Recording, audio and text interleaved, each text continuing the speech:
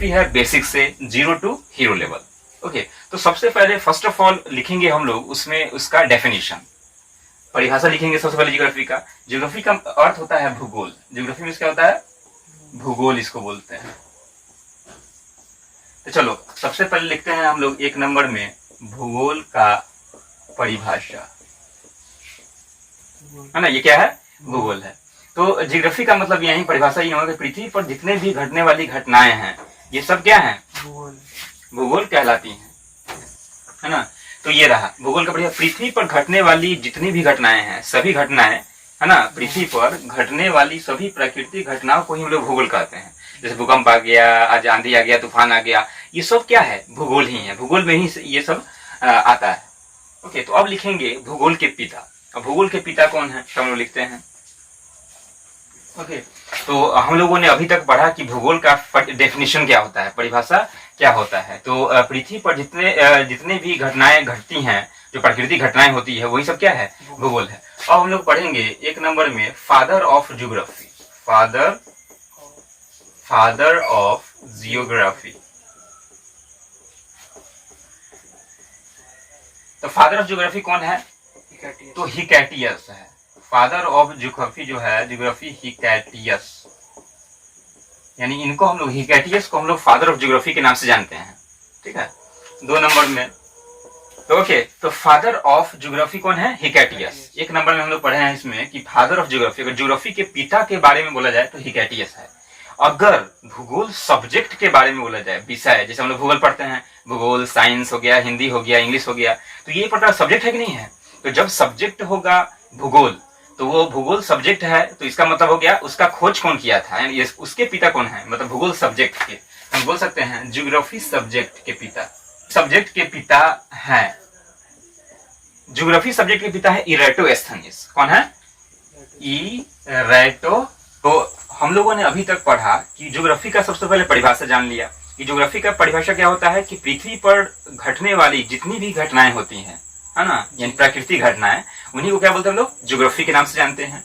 और geography, father of geography कौन है? ज्योग्राफी के पिता किनको कहा जाता है? तो हिकैटियस को कहा जाता है। ओके, और 2 नंबर में ज्योग्राफी सब्जेक्ट के पिता, ज्योग्राफी विषय कौन लाया था? तो इरेटोस्थेनीज ने नामकरण दिया था। ज्योग्राफी शब्द, और सबसे पहले शब्द कौन बोला था? ज्योग्राफी नाम कौन रखा था? तो इरेटोस्थेनीज हो जाएगा। यहाँ तक क्लियर? कोई डाउट नहीं?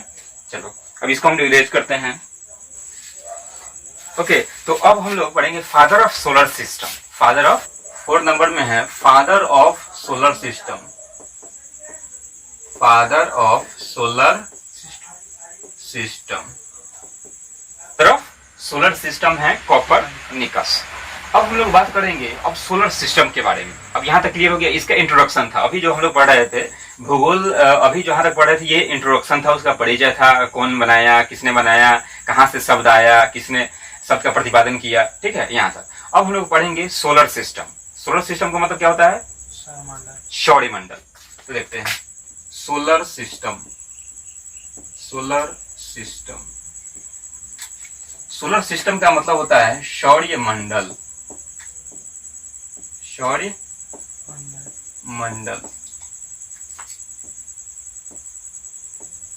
एकदम हम लोग बेसिक से पढ़ रहे हैं, 0 से हीरो लेवल तक। ओके, अब क्या होता है सौरमंडल के बारे में? तो सौरमंडल के बारे में 1 नंबर हम लोग पढ़ेंगे ब्रह्मांड। ब्रह्मांड के बारे में, ब्रह्मांड क्या है? तो ब्रह्मांड,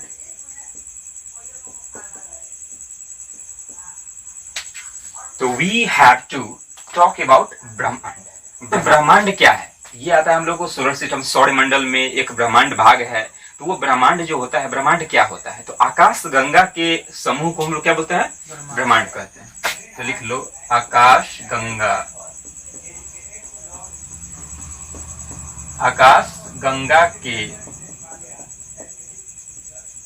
समूह को ब्रह्मांड कहते हैं।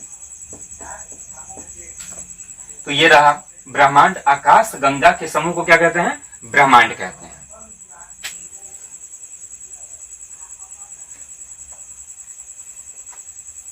तो सबसे पहले अभी तक हम लोगों ने पढ़ा कि ज्योग्राफी का इंट्रोडक्शन पूरे बढ़िया से दे दिए। उसके बाद हम लोग पढ़े सोलर सिस्टम के बारे में। सोलर सिस्टम में हम लोग ब्रह्मांड के बारे में पढ़े। ठीक है, और ब्रह्मांड हम लोग पढ़ चुके हैं। देखो हम लोग पढ़ रहे हैं आकाश गंगा के प्रकार। अब पहले हम लोग पढ़े, ज्योग्राफी का इंट्रोडक्शन दिए, है ना, वो क्लियर हो गया। उसके बाद हम लोग पढ़े कि ब्रह्मांड क्या होता है। जो सोलर सिस्टम हम लोग पढ़ रहे थे, तो उस सोलर सिस्टम में हम लोगों ने पढ़ा कि ब्रह्मांड क्या होता है। तो आकाश गंगा के समूह को क्या कहते हैं? ब्रह्मांड कहते हैं जी। आकाश गंगा के समूह, मतलब कहने का मतलब ये हुआ कि आकाश गंगा बहुत सारे हैं, है ना, एक ग्रुप है उनका जी। उसी को मिलकर क्या बनता है? ब्रह्मांड बनता है। जैसे तारे, चांद, है ना, ये सब सितारे जितने भी हैं, ये सब क्या है? एक प्रकार के गैलेक्सीज हैं, और इन्हीं को मिलाकर एक बड़ा सा ब्रह्मांड बनता है। ओके, तो अब हम लोग देखेंगे कि आकाश गंगा के प्रकार क्या है। तो आकाश गंगा के प्रकार, टाइप्स ऑफ गैलेक्सी जिसको बोलते हैं, तो आकाश गंगा के प्रकार 3 प्रकार के होते हैं, स्पाइरल, एलिप्टिकल और इरेगुलर, जो कि हम लोग की इरेगुलर सिलेबस में नहीं है, इरेगुलर सिलेबस में नहीं है, हम लोग नहीं पढ़ना है। और स्पाइरल मीन्स होता है सर्पिलाकार, और एलिप्टिकल मीन्स होता है दीर्घवृत्ताकार। तो स्पाइरल का मतलब होता है सर्पिलाकार। तो हमारा जो आकाश गंगा है, हमारा आकाश गंगा स्पाइरल है, यानी सर्पिलाकार है। कोई पूछेगा कि हमारा आकाश गंगा कैसा है, तो सर्पिलाकार। ओके, ये लिखेंगे हम लोग।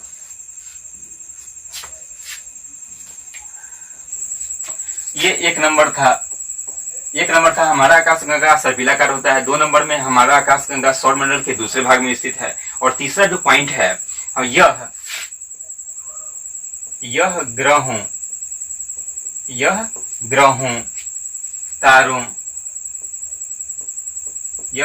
तारों तथा अन्य कणों का समूह है। अन्य कणों का समूह है। यह ग्रहों, तारों तथा अन्य कणों का समूह है।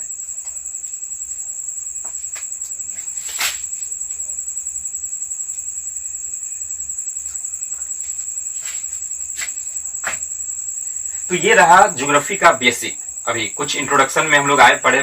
देखो सबसे पहले ज्योग्राफी में हम लोग पढ़े थे कि ज्योग्राफी शब्द का पहले प्रतिपादन किसने किया था, ज्योग्राफी, इसके बारे में हम लोग पढ़े। उसके बाद सौरमंडल के बारे के आकाश गंगा का समूह होता है, जो ब्रह्मांड, सौरमंडल में एक ब्रह्मांड आता है।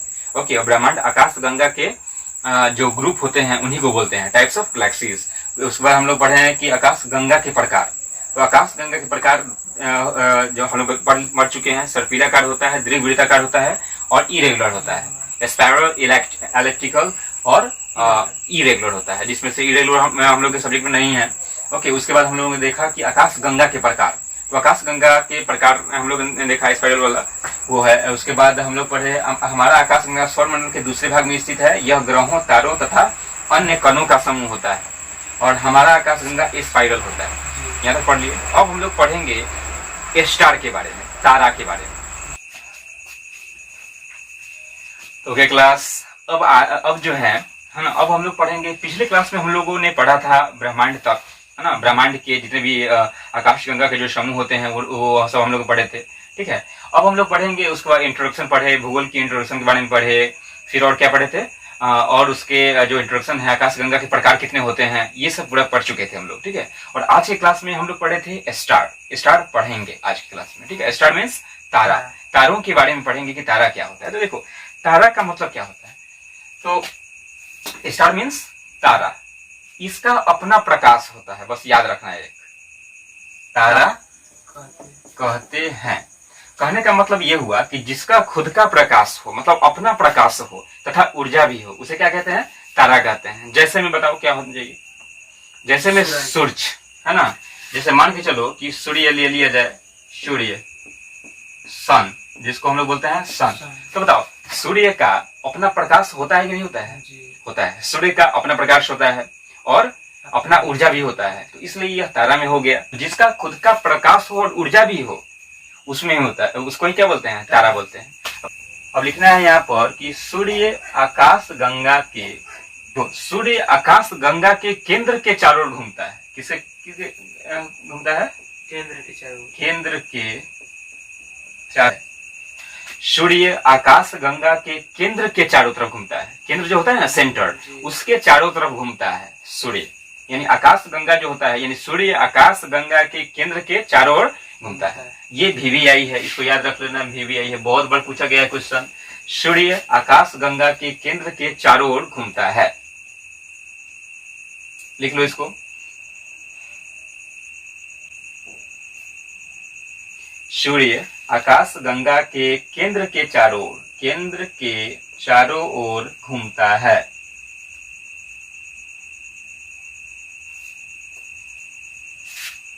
अब हम लोग पढ़ेंगे कुछ स्टार के बारे में पॉइंट्स। अभी हम लोगों ने पढ़ा कि स्टार क्या होता है, व्हाट इज स्टार, जिसका खुद का ऊर्जा हो और प्रकाश हो, अपना प्रकाश हो और ऊर्जा हो, उसे क्या बोलते हैं, तारा बोलते हैं, यानी स्टार कहते हैं। अब स्टार के बारे में कुछ पॉइंट नोट करने वाला। सन जो है एक स्टार है और इसका परिक्रमण काल 25 करोड़ साल या वर्ष होता है। ये इसे कॉस्मोस ईयर भी कहते हैं और इसके अध्ययन को कॉस्मोलॉजी के नाम से जानते हैं।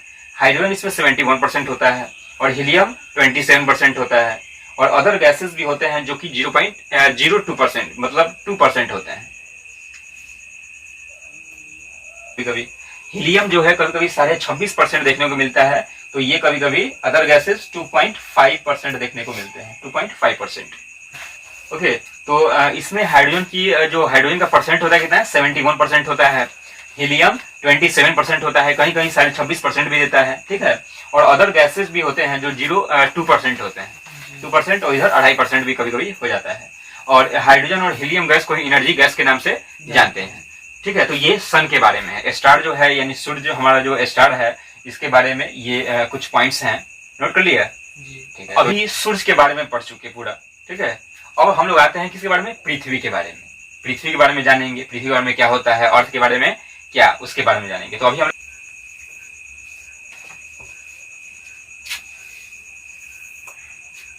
हम लोग पढ़ेंगे किसके बारे में, अब अर्थ के बारे में पढ़ेंगे। EARTH। अर्थ मीन्स क्या होता है, पृथ्वी, पृथ्वी, हमारा पृथ्वी, ठीक है। परिक्रमण काल,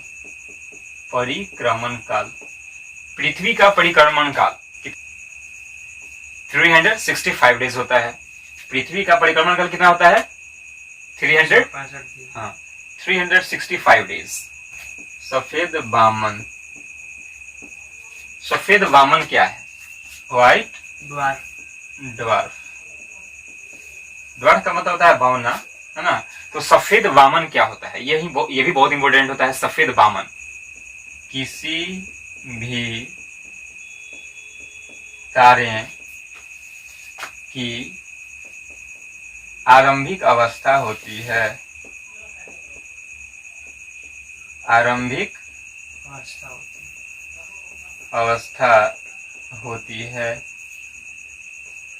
यानी कहने का मतलब कि यह किसी भी तारे की आरंभिक अवस्था, शुरू का अवस्था होता है। इसका जो साइज होता है स्मॉल होता है,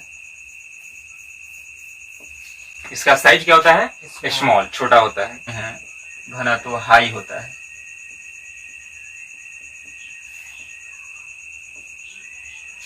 हाई, उच्च होता है। तो सफेद वामन के बारे में हम लोग पॉइंट अभी लिखे हैं कि सफेद वामन यानी व्हाइट ड्वार्फ के नाम से जानते हैं। यह किसी भी तारे की आरंभिक अवस्था होती है, यानी शुरू की अवस्था होती है। यह किसी भी तारे, जो भी तारे हैं, उसका शुरू का अवस्था क्या होता है, सफेद वामन कहलाता है। ये शुरू आरंभिक अवस्था क्या कहलाती है, सफेद वामन। और उसका जो साइज होता है स्मॉल होता है और डेंसिटी होता है हाई, है ना। घनत्व जो होता है ये उच्च होता है। चलो मिटा दें इसको जी। तो अब हम लोग पढ़ेंगे लाल दानव के बारे में, ये क्या है। अब सफेद वामन पढ़ लिए कि सफेद वामन क्या होता है, यह किसी भी तारे की आरंभिक अवस्था होती है, ठीक है। किसी भी तारे की क्या होती है, आरंभिक अवस्था होती है। लाल दानव, सॉरी कौन, सफेद वामन। सफेद वामन किसी भी तारे की आरंभिक अवस्था होती है और यह साइज में क्या होता है, छोटा होता है, साइज में छोटा होता है और डेंसिटी में उच्च होता है, मतलब हाई होता है। और हम पढ़ेंगे अभी लाल दानव, रेडिएंट क्या है, इसके बारे में पढ़ेंगे। तो पहले हम लोग पढ़े सफेद वामन के बारे में, अब पढ़े हम लोग लाल दानव, रेडिएंट। यदि किसी भी तारे में हाइड्रोजन गैस खत्म होने वाली होती है तो उसे क्या बोलते हैं, लाल दानव कहते हैं। अब देखेंगे कि तीसरा क्या होता है, तीसरा पॉइंट। ओके, एक देखो, एक सफेद वामन, एक दूसरा लाल दानव और तीसरा काला वामन। क्या, काला वामन, ब्लैक ड्वार्फ, इसको क्या बोलेंगे, ब्लैक ड्वार्फ। तो काला वामन के नाम से इसको हम लोग जानते हैं। अब ये बताओ, सफेद वामन था व्हाइट ड्वार्फ, काला वामन हो गया ब्लैक ड्वार्फ। वो क्या था, किसी भी तारे की आरंभिक अवस्था थी, कौन सा, सफेद वामन, तो ये किसी भी तारे का अंतिम अवस्था हो गया, है ना। तो लिख लो, यह अंतिम अवस्था होती है। तो काला वामन का मतलब हो गया कि यह किसी भी तारे की अंतिम अवस्था होती है ना। कोई भी तारा जो है, स्टार है, उसका लास्ट वाला जो अंतिम जो अवस्था है, लास्ट स्टेट, उसको क्या बोलेंगे, उसको बोलेंगे हम लोग ब्लैक ड्वार्फ, यानी काला वामन। कुछ पॉइंट्स रह गया हम लोग का सूर्य के बारे में, उसको हम लोग पढ़ लेते हैं, ठीक है। सूर्य, तो इसके बारे में कुछ हम लोग पढ़ लेते हैं सूर्य के बारे में। सूर्य क्या होता है? तो सूर्य का टोटल उम्र होता है 5 बिलियन। कितना होता है? 5 बिलियन है। 5 billion, billion year, 5 billion year हो गया। सूर्य पर खोज करने के लिए डीएस कवर को भेजा गया था 2015 में, नासा ने भेजा था। किसने भेजा था? नासा, अमेरिका का एक सैटेलाइट एजेंसी है जो भी भेजता है रॉकेट सब, है ना, नासा। तो वही 2015 में भेजा था सूर्य पर खोज करने के लिए कुछ। तो डीएस कवर उसका नाम है। डीएस का मतलब होता है डीप स्पेस क्लाइमेट ऑब्जर्वेटरी होता है, ठीक है। डीप क्लाइमेट क्या होता है? इसे याद रखो, deep space climate observatory DS cover का नाम होता है, जो 2015 में भेजा था नासा में। और 2015 में नासा ने भेजा था सन की स्टडी के लिए। किसके लिए? स्टडी ऑफ सन के लिए, स्टडी ऑफ सन के लिए भेजा गया था। ओके, तो आज की क्लास यहीं स्थगित होता है, ठीक है। और फिर हम लोग पढ़ेंगे नेक्स्ट चैप्टर में, हम लोग पढ़ेंगे प्रकाश मंडल के बारे में। किसके बारे में? Prakash Mandal. Okay, thank you, that's all today.